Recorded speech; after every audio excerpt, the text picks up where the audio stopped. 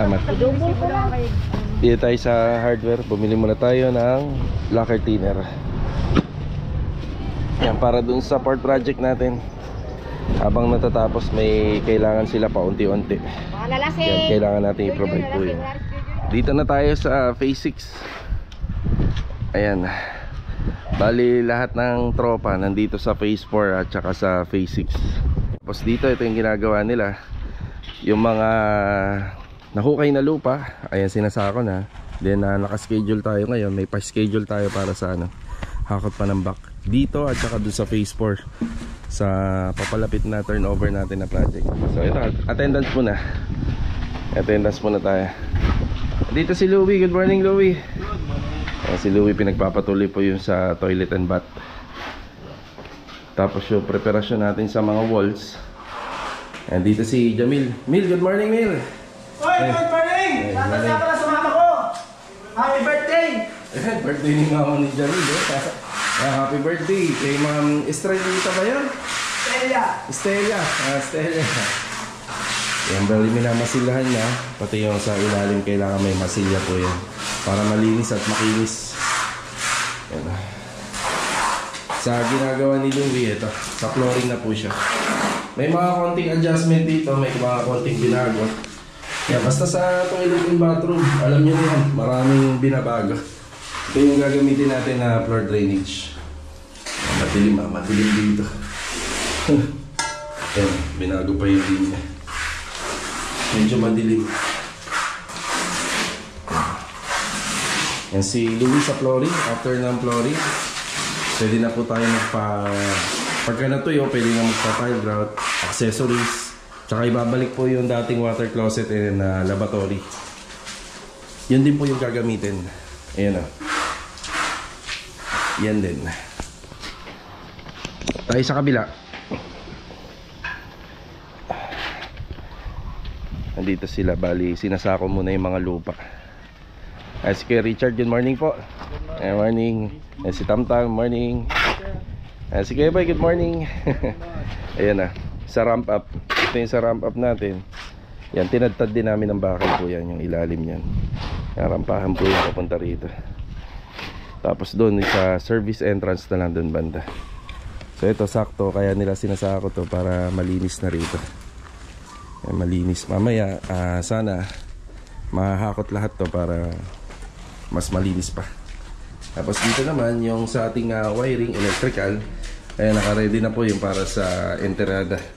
So abang lang po kami dahil wala pa rin pong private pole, nakaabang lang. Yan, tapos saka na po natin bibilihin yung mga branches na.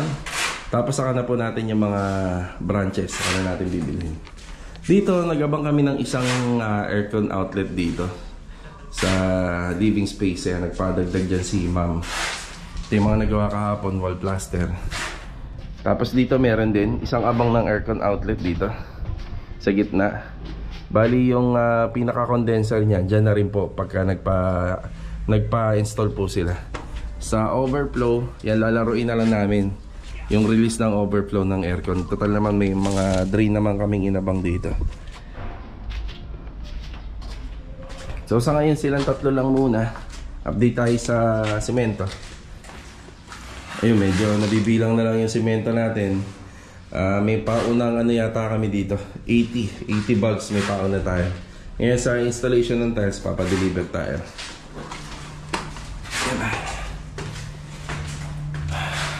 Yan. Tapos dito ang aircon natin isa rito. Yan, medyo malaki pa tang kwarto na to. Tapos pagdating naman dito, isa pa. Isang aircon pa po dyan. Tapos dito hindi na po tayo naglagay ng aircon outlet dito. So bali yung dalawa lang. Yan. So hanggang dito na muna ngayon. Bali kapag natapos yung ibang tropa dun sa papatapos na project natin, ito naman yung aasikasuhin natin, yung metal framing.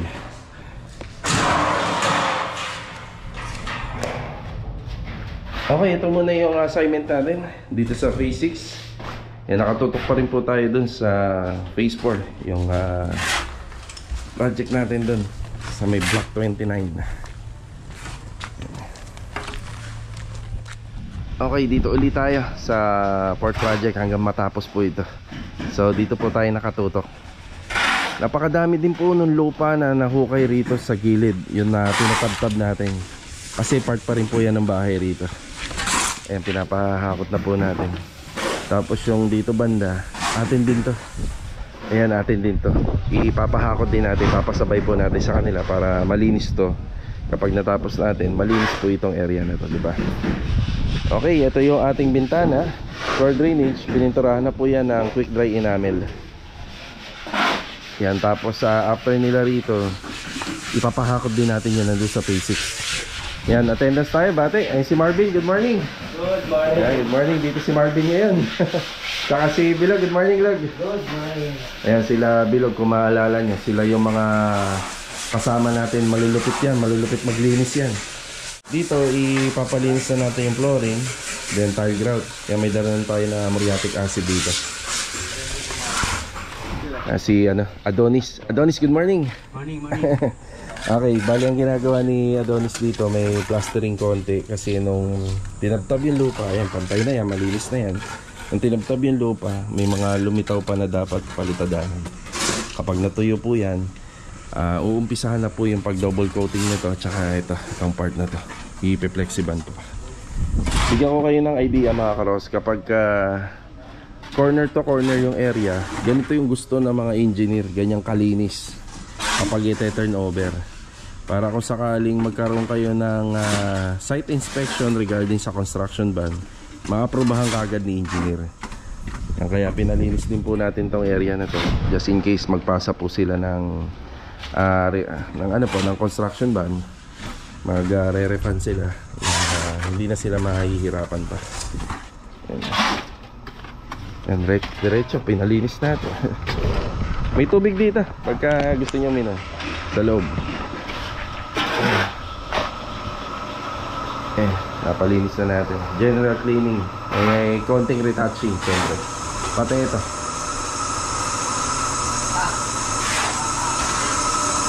Si Kuya Jun, good morning Kuya Jun. Good morning, good morning. Morning, boss.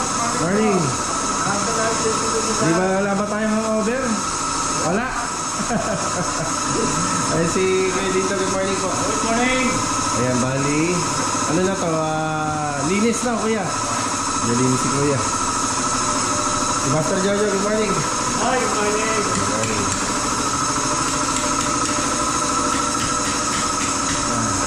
Mga nagawa kahapon. Ito sa kornisa. Ayan, kornisa na rito. Gagayahin ko lang ni Kuya Dindo yung mga ginawa rito. Yung kornisa, tapos hinihintay na lang po natin yung faucet dyan. Yan, nasabi ko na kahapon. Ayan, linis lang. Ito, tinatapos pa yung pagpipintura nito sa loob sa shelves. Kapag okay na yan. Ayan, tapos dito, yan, may extra tayong panel na nilagay dito. Additional accent and design lang. Tapos itong part ng wall, kinu-curing lang natin to. After ng curing time, pwede na pong mag-design.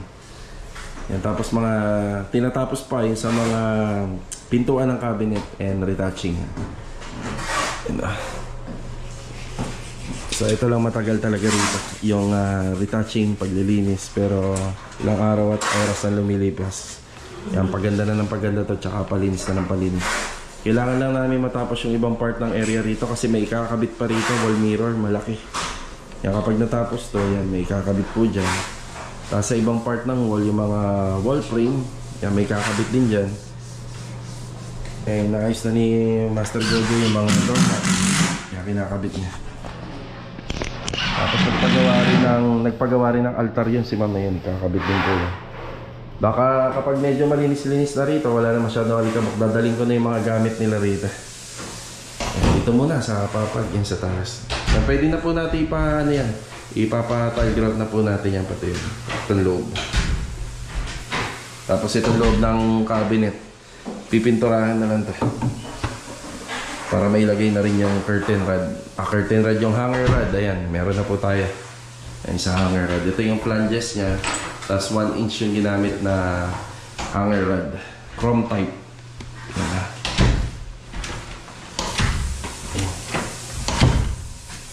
Ayos.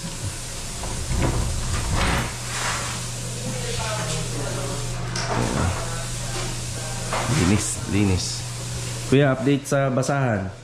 Maunti na lang. Magdadala tayo. Basahan, wipe out, meron pa? Meron pa sir, dalawa sir. Okay. Eh yung tool white nyo kuya? Meron pa sir. Meron pa rin. Okay. Yeah.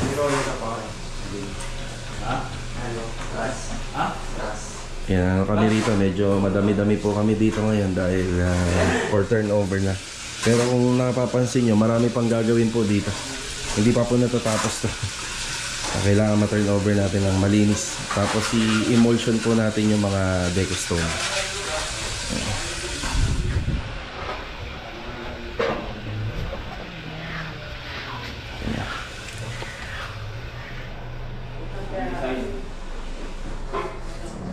Bali, lumabas muna tayo.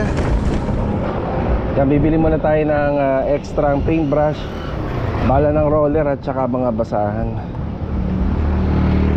Yan, dito tayo kay Ate Rachel bibili. Thank you, Ate Rachel, ha. Ito, karagdagan na paintbrush and roller. Bali, wala ng handle, refill na lang. Tapos yung additional flexible. Dito tayo sa may Tianggian. Dito ko binibili yung basahan. Yan. Actually may basahan na binigay si client owner pero pang finishing na lang yun, yung kapag ka malinis na. Ito yung pang dumi tsaka pang alikabok. Basahan. Ito yun. Yan, kahit isang bundle lang, madami na to. Tumama pa do. 60? Paki-resibuhan na lang pa. Okay na tayo sa basahan. Hanap naman tayo ng tile grout na kulay beige. Kasi yung sa flooring nila beige yung ginamit, tsaka doon sa poste. Tara. Okay na pre, thank you. Yan, beige na tile grout. Isang bag lang muna. Ayan, balik na tayo sa Lumina Space 4. Tara. Nakabalik na ulit tayo rito. Ayan, matyagang kutkutin.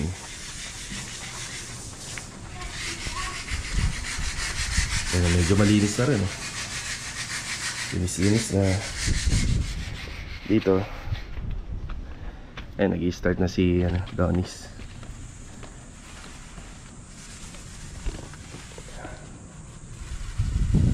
Yan, waterproof. Tapos kailangan hindi po mapipinturahan yung polycarbonate tsaka yung flashing para malinis din yan.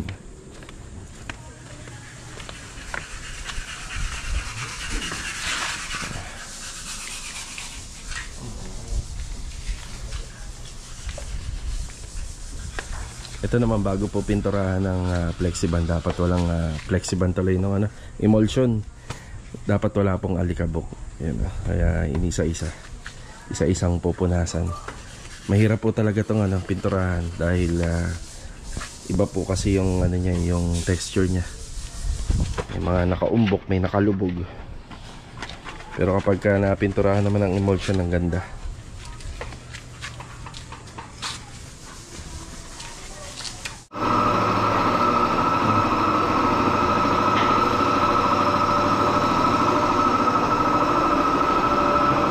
Linis na nakisan i-align na lang namin yan yung mga strip light. Wow, linis na.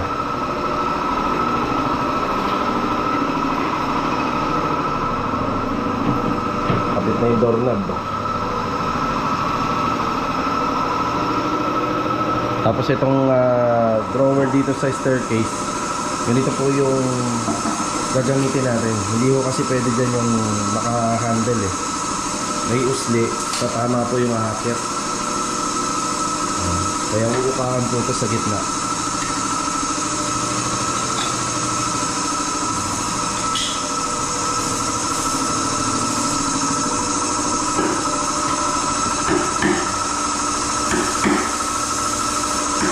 Dito naman tayo ulit sa phase 6. Ayan, binubusan na nila Kuya Richard to.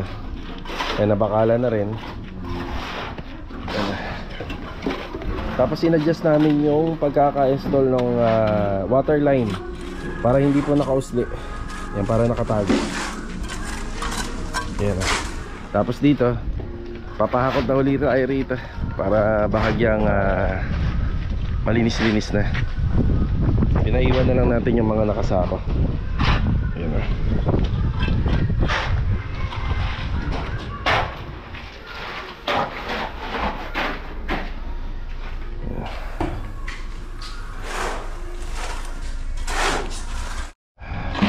Yung tungkol nga pala dito sa private pool, naka-schedule na po to sa ating construction site office. Yan, bali magkakaroon na to kung hindi ngayong linggo, baka sa susunod. Yan, meron na pong pamorma. Yan, panghulma.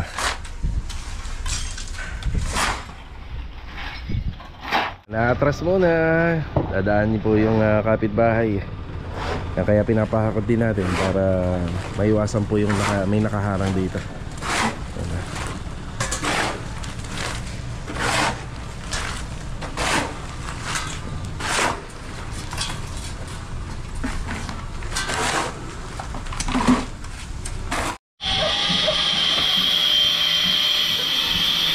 Bale, ito, nakapagpahakot na tayo rito. Bahagyang lumuwag-luwag na.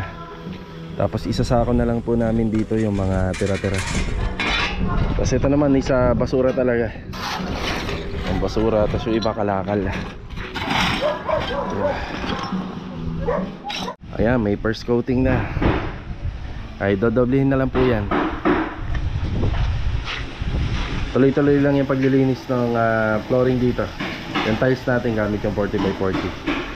Na-applyan na ni Bilog ng tile grout yung mga poste. Kasing kulay lang din po yung ginamit natin na tile grout. Tapos dito, hindi na po nahakot to nung nag-hakot ng panamba kanina kasi puno na. Nagdala na lang tayo ng sako. Kaya ipapasako na lang natin. Dito naman no, si Adonis.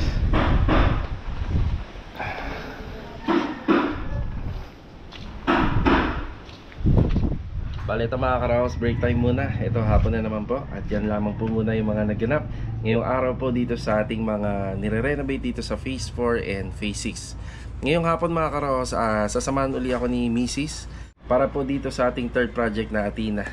Ayan, bali magpa-purchase na po kami ng mga hamba, ng pinto at ng iba pang mga kailangan po para po dun sa project natin. So isa-isahin namin ngayong araw na to. Then baka bukas magpunta po kami ng Naik kasi doon po namin bibilhin yung ating hardy planks na gagamitin po sa gate. Tsaka doon din po natin makikita yung kulang na tiles pa dito sa project natin sa Phase 3. So unti-unti po natin kinukumpleto para pagka napwestuhan na po ng ating mga tile setter, meron na po silang gagamitin. Ito, pahabol na shoutout muna kay Ma'am Alma Senal in Tagum City. Yan, God bless and ingat po palagi.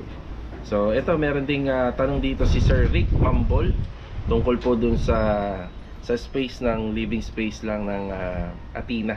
So mamaya pagka nakapag-purchase na kami ng mga materyales at mai-deliver na po namin dun sa site, bibigay po tayo ng konting kasagutan dito sa kanyang tanong. Ito po yun. Yan. So paano? Let's go, tara. Ayan, bali paalis na tayo. Kasama natin si Mrs. Mapapansin nyo, lagi kami bagong ligo tuwing after lunch. Sobrang init. Sobrang init.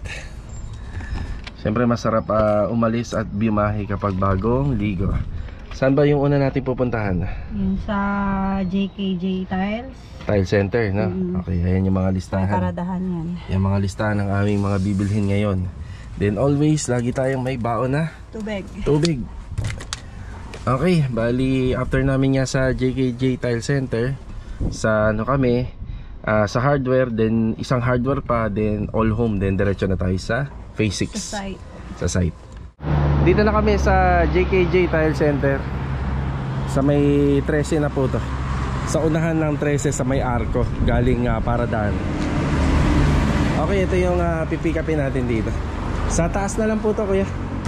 Apo, sa taas ng owner. Ayan yung mga solid door na pintuan. Bali tatlo to. Actually ang kwarto doon 4. Bali inuna muna natin para sa second floor. Yes pa, yung tatlo. Tapos after namin dito, bibili na natin yung mga doorknob tsaka yung bisagra niyan dito naman sa tiles sa hardware. Tapos bibili naman natin yung door jamb niyan. Doon naman sa isang hardware na tinutukoy ko. Yan ah. Solid door para sa second floor. Yung sa first floor, sa may bandang corner area, saka na natin na bibilin. Dahil may stock lang po yun sa unit. Yan ah.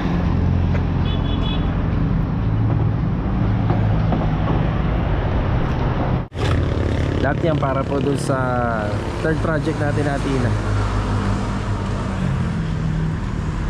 Yan, tinatali na lang nila. Tapos diretso na tayo rin. Tara. Galing din kami rito sa may City Mini Home Depot. May binili tayo na faucet dyan para rito rin sa third project Athena. Ito, magpapagas muna kami. Yan, tapos dito naman tayo kay Ma'am Melanie Hardware para sa mga doorknobs. Yan, bibili tayo yan. Deadbolt. Yun. Opya. Yan, pagas muna. Dito naman tayo kay Ma'am Melanie Hardware. Exhaust fan.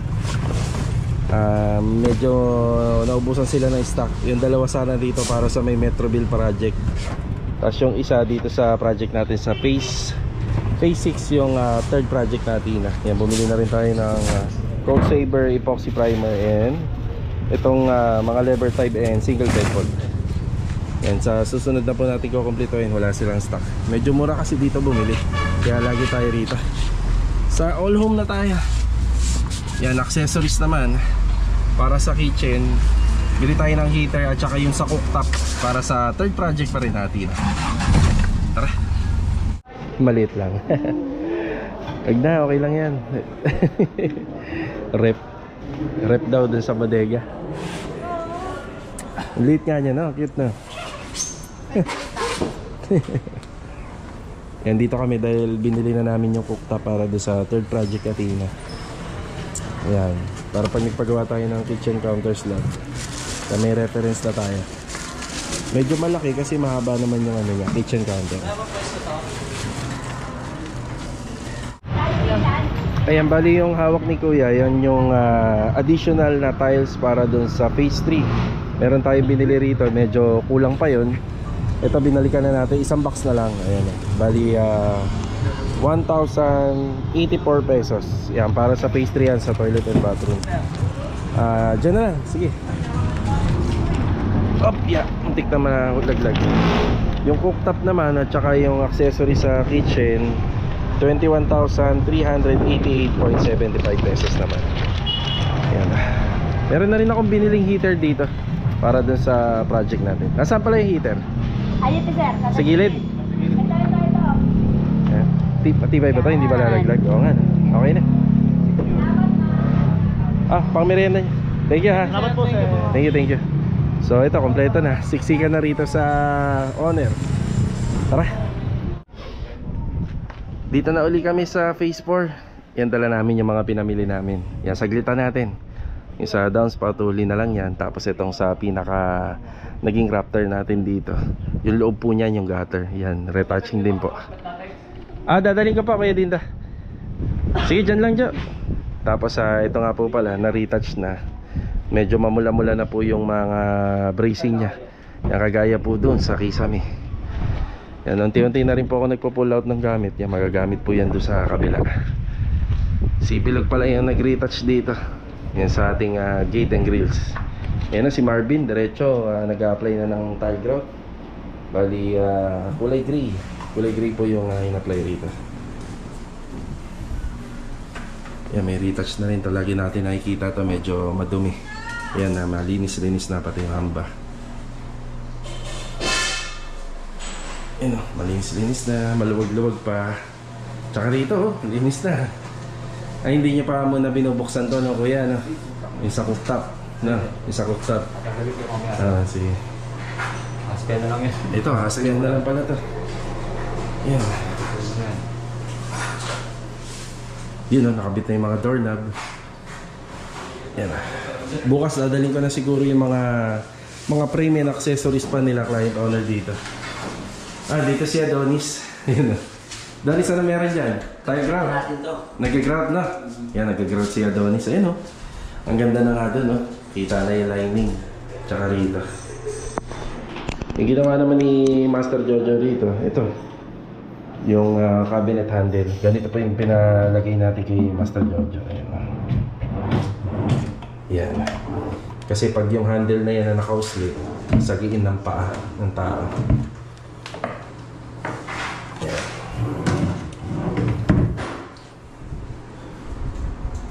Yan. Tapos dito rin, ang linis-linis na ng pader. Kompleto na po yan sa pintura. Waterproofing po yan yung ginamit dyan. Tapos dito sa gilid, ayan, okay na rin. Then i-retouch na lang po yung sa mga sumobrang pintura. Yan yung grills, then yung floor drainage. Yan. Okay, dito na tayo. Dito naman tayo sa phase 6. Meron lang tayong konting sasagutin na katanungan. Then ito na po pala yung last part ng ating video ngayong araw po ng Miyerkules. Ayan, nagpapabali na lang po si Mrs. Ayan, shoutout kay Sir Rick Rambo. Okay. Bali, ito po yung kanyang comment. Bali, sir, ito po kasing Athena, kaya po lumiit yung living area nito. Dahil bumawi po to sa harapan ng bahay. Nagkaroon po kasi ito ng garahe. Kaya yung kinuha na na floor area lumiit dahil pinalaki po nila yung garage na area. Pero lahat naman po ng bahay dito sa Lumina, 9 square meter po yan. So 9 meters. Yan, 9 meters pala. So sa harap hanggang likod 9 meters.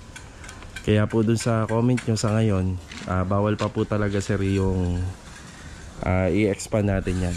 So ang idea po kasi niya para ma-expand natin, yan, titibagin po natin yan tapos papadira natin to.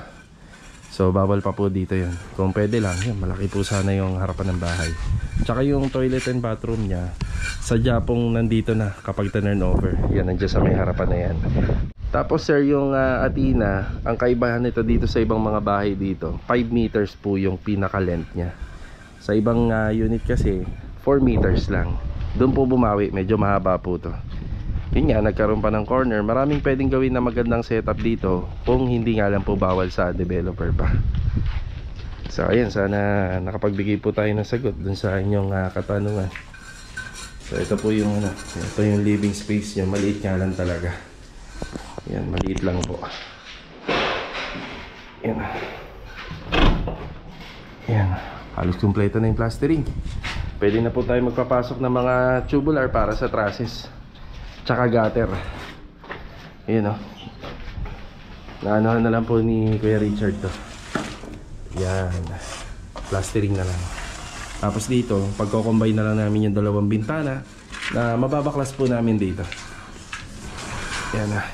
Yung dalawang bintana na to, yung mababaklas, ilalagay po yan dito. May aircon na naman po. Meron kuya. Yung sa, yung kagaya ng ginawa natin. Sige, sige. Magdadala na lang ako ng PVC pipe. So hanggang dito na lang po muna yung ating update video ngayong araw ng Miyerkules. Kita-kita na lang po ulit sa susunod na video. Yeah. God bless po sa ating lahat. Ito, paalam po muna. Bali yung nilagay ko lang po rito yung mga pinto tsaka hamba. Sa bodega lang po muna to yung mga pinamili natin. Ayan na. Tara.